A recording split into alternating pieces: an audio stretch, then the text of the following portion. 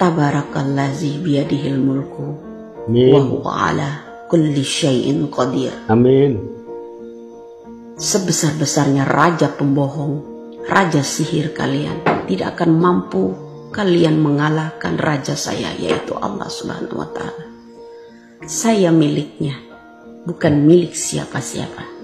Kita tercipta dari tanah yang sama, kembali ke tanah.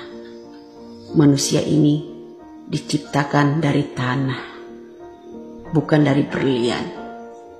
Paham? Nah, itu teman-temanku semua ya. Tadi saya sudah berdoa khususnya untuk Peggy Setiawan.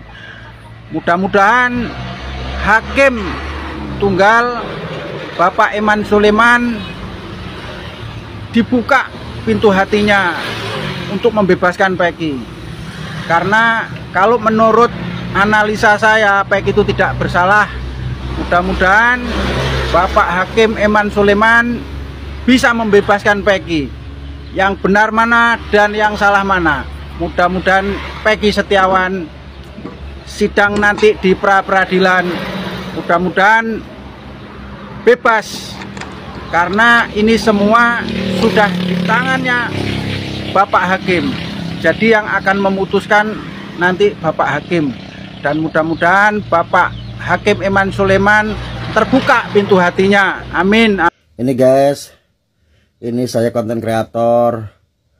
Saya jarang tidur, jarang istirahat, mikirin bagaimana cara bikin konten supaya kasusnya Vina ini tetap di atas, tetap FYP, jangan sampai redup. Akhirnya saya jatuh sakit guys. 2 malam berturut-turut saya harus mikir bikin konten apa. Saya nggak tidur, akhirnya saya jatuh sakit ini. Jadi buat teman-teman para konten kreator, jangan kendor, maju terus ya, supaya Indonesia tetap utuh untuk Pancasilanya, keadilan bagi rakyat seluruh Indonesia.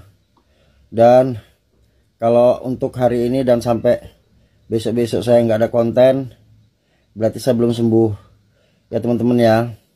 Panas sampai dingin sakit, guys, karena begadang ya. Bikin konten tuh enak-enak, susah-susah gampang teman-teman, susah-susah gampang dan banyak pelanggarannya. Sementara kasus itu lebih viral kalau diangkat lewat konten, karena kalau nggak dibuat konten hanya live aja, dia nggak seberapa viral gitu teman-teman. Karena mengabadikan momen sebuah kasus itu ya harus konten biar abadi gitu ya teman-teman ya. Doakan saya cepat sembuh. Assalamualaikum warahmatullahi wabarakatuh.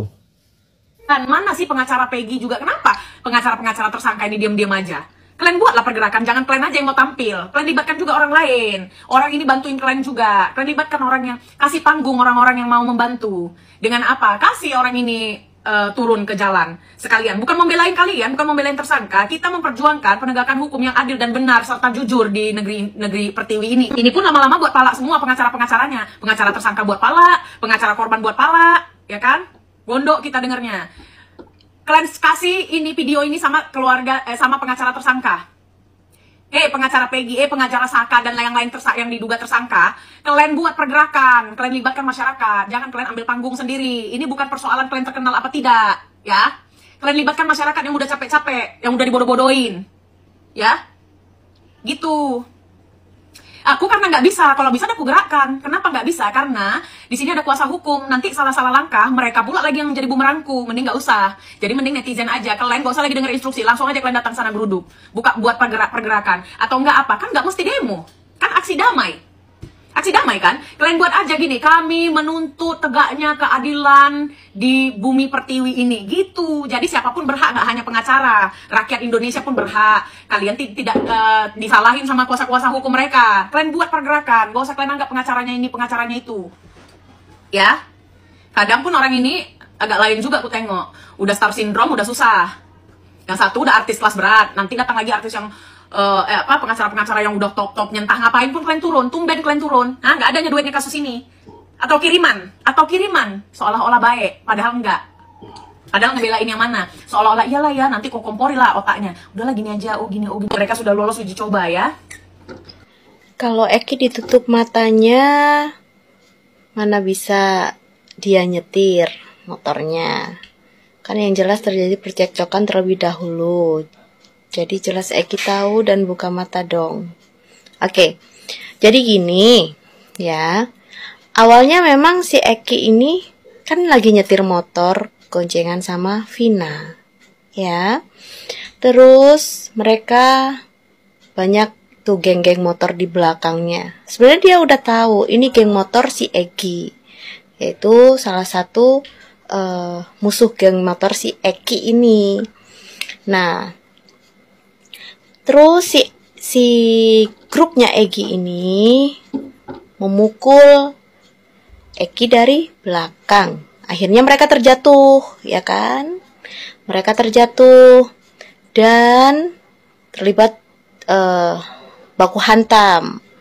Baku hantam, dan setelah baku hantam, mereka dua-duanya itu ditutup matanya, dibawa ke suatu tempat di mana terjadilah pelecehan yang dilakukan geng motor si Eki ini terhadap Vina. Nah, setelah itu si Eki dan si Vina ini berusaha membuka matanya di mana mereka berada, ya kan?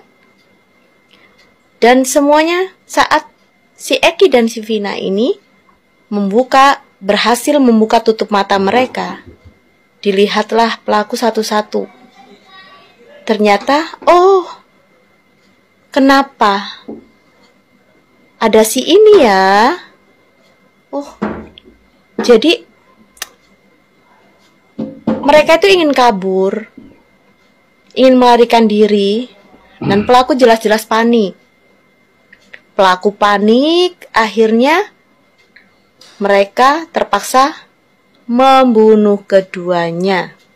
Tapi pembunuhan yang dilakukan oleh mereka itu saat di usia yang semuda itu sudah benar-benar keji dan kejam sekali.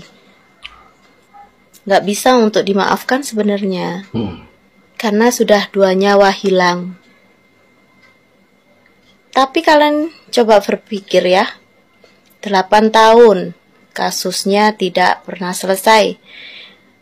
Dan mungkin akan terselesaikan, tapi bukan itu pelakunya yang ditangkap. Dan pelaku yang aslinya, ya mereka masih berkeliaran. Dan kasus ini, kalau menurut penglihatan saya, masih abu-abu sampai gak tahu sampai tahun berapa, tapi belum ada penyelesaian yang memang benar-benar itulah pelaku yang aslinya. Karena pelaku yang aslinya sudah diganti identitasnya, ada yang lari ke luar negeri, pokoknya mereka disembunyikan. Apalagi otak pelaku si wanita ini, dia pun sudah disembunyikan secara rapat oleh keluarganya. Jangan sampai ada di wilayah tersebut. Ya mungkin bisa juga lari ke, bukan hanya ke luar negeri ya, mungkin bisa pindah ke luar kota, ganti identitas dengan dibantu orang tua, sesama orang tua. Jadi saling-saling membantu untuk menyembunyikan anaknya sendiri-sendiri. Jangan sampai anaknya tertangkap. Seperti itu. Kasusnya rumit. 8 tahun tidak tertangkap pelakunya, tiba-tiba viral. Film si Vina. Kok dalam hitungan beberapa hari Peggy bisa tertangkap? Kok kuli bangunan? Kasihan ya. Jangan sampai Pak salah tangkap Pak. Pelakunya itu harus benar-benar yang ditangkap asli pelaku Pak. Jangan sampai kambing-kambing hitam yang ditangkap ya Pak. Pak Polisi, kami berharap semuanya warga Indonesia untuk Anda benar-benar bisa menangkap pelaku yang asli. Oke, terima kasih.